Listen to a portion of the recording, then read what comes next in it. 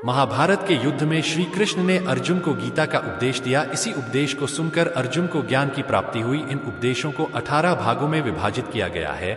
यहाँ संक्षेप में जाने कि प्रत्येक अध्याय में क्या लिखा है। गीता का उपदेश भगवान कृष्ण ने मात्र अर्जुन के लिए नहीं दिया था, बल्कि यह समस्त जगत के लिए था। अगर कोई व्यक्ति गीता में दिए गए उपदेश को अपने जीवन में अपनाता है तो वह कभी किसी से हार नहीं सकता और ही परेशान रह सकता है। गीता के 18 अध्याय में क्या संदेश है, यहाँ संक्षिप्त में जाने। पहला अध्याय।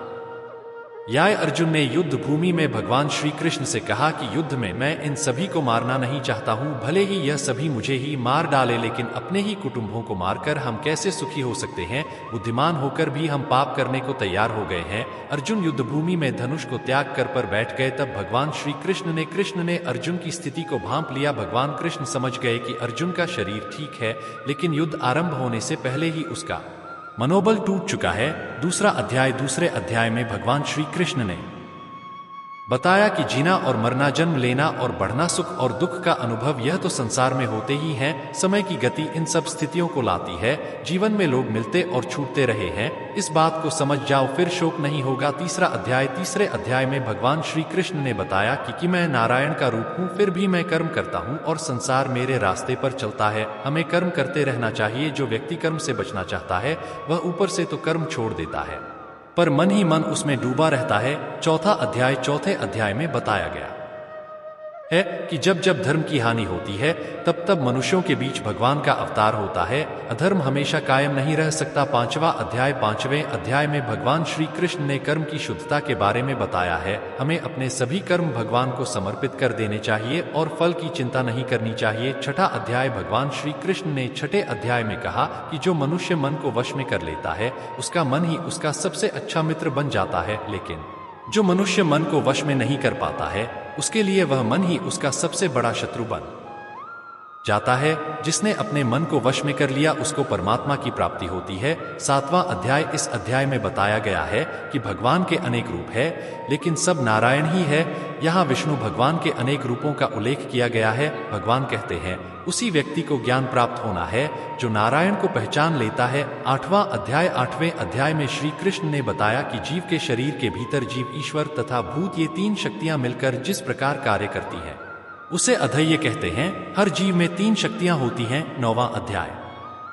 नव अध्याय में भगवान श्री कृष्ण ने कहा कि वेद का समस्त कर्मकांड, यज्ञ, अमृत, मृत्यु, संत, असंत और जितने भी देवी देवता हैं सब ब्रह्मा में से निकले उन्हीं में लीन हो जाते हैं। ईश्वर एक ही है। 10वां अध्याय। 10वें अध्याय का सार यह है कि जितने देवता हैं सब एक ही भगवान की विभूतियां हैं। मनुष्य के समस्त गुण और अवगुण भगवान की शक्ति के ही रूप है। 11वां अध्याय। अर्जुन ने भगवान का विराट रूप देखा। विष्णु का जो चतुर्भुज रूप। जब अर्जुन ने भगवान का विराट रूप देखा तो उसके मस्तक का विस्फोट होने लगा। दिशो न जाने नल भच शर्म।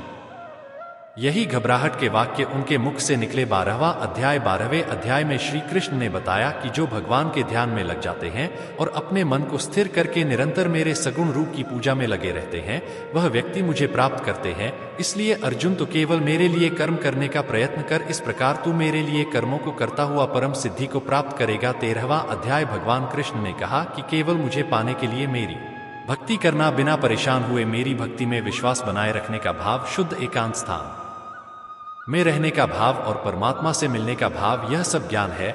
जो मुझे और मेरी भक्ति को नहीं जानते वह अज्ञान है। 14वां अध्याय। 14वें अध्याय में समस्त वैदिक, दार्शनिक और पौराणिक तत्व चिंतन का निचोड़ है। सत्व, रज, तम नामक 3 गुण प्रिकों की अनेक व्याख्याएं हैं और प्राण की शक्ति के बारे में बताया गया है। 15वां अध्याय। 15वें अध्याय में भगवान श्री कृष्ण ने विश्व के अश्वत्थ रूप का वर्णन किया है। यह अश्वत्थ रूपी संसार महान विस्तार वाला है। धरती ही बल्कि पूरे ब्रह्मांड के कण कण में ईश्वर है। 16वां अध्याय। 16वें अध्याय में भगवान कृष्ण ने कहा कि अनेक प्रकार की चिंताओं से भ्रमित होकर विषय भोगों में आसक्त आसुरी स्वभाव वाले मनुष्य नरक में जाते हैं। स्वभाव वाले व्यक्ति स्वयं को ही श्रेष्ठ मानते हैं और वे बहुत ही घमंडी होते हैं। आसुरी स्वभाव वाले ईशालु, क्रूर, कर्मी और मनुष्यों में अधम होते हैं। इसे अधम मनुष्यों को मैं संसार रूपी सागर में निरंतर आसुरी योनियों में ही गिराता रहता हूँ और दंड देता हूँ। 17वां अध्याय। 17वें अध्याय में भगवान श्री कृष्ण ने बताया कि परमात्मा की प्रसन्नता लिए जो भी कर्म किया जाता है वह निश्चित रूप से सत ही कहा जाता है। बिना श्रद्धा के यज्ञ, दान और तप के रूप में जो कुछ भी धार्मिक कार्य किया जाता है वह सभी असत कहा जाता है। इसलिए वह ना तो इस जन्म में लाभदायक होता है और न ही अगले जन्म में लाभदायक होता है। दिखावे की भक्ति का कोई लाभ नहीं होता। 18वां अध्याय। 18वें अध्याय में गीता के समस्त उपदेशों का सार एवं उपसंहार है। मनुष्य को बहुत देखभाल कर चलना आवश्यक है, जिससे वह अपनी बुद्धि और वृत्ति को बुराई से बचा सके। धर्म और अधर्म को बंद और मोक्ष को वृत्ति और निवृत्ति को जो बुद्धि ठीक से पचना है, वही सात्विकी बुद्धि है और वही मानव की सच्ची उपलब्धि है। जो मनुष्य श्रद्धा पूर्वक इस गीता शास्त्र का पाठ और श्रवण करते हैं, वे सभी पापों से मुक्त होकर श्रेष्ठ लोक को